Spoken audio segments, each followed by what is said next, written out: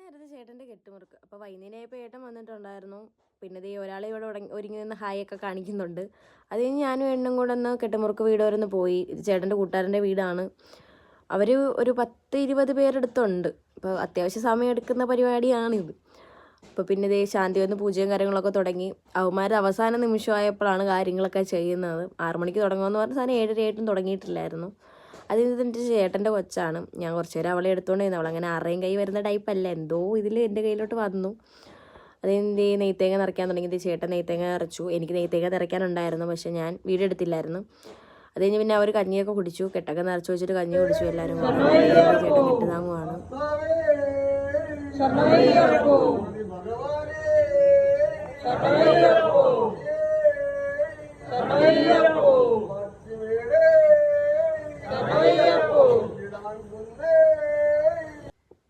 പിന്നെ അവസാനത്തെ ആളും കെട്ട് താങ്ങിയിട്ട് അവരിറങ്ങുവാണ്.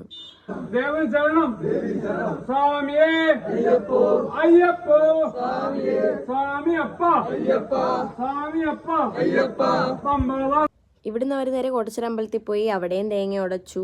നടന്നു പോകാനുള്ള ദൂരം ഉള്ളായിരുന്നു. അവിടെ നിന്ന് തേങ്ങ ഉടച്ചിട്ട് അവർ പിന്നെ കുരുമന്ത്രത്തിലും നടന്നുപോയി. തേങ്ങ ഉടച്ചിട്ട് അവിടെ ജംഗ്ഷനിൽ നിന്ന് വണ്ടി കയറി ഒരു പോവായിരുന്നു. അപ്പോൾ അത്രേ ഉള്ളൂ.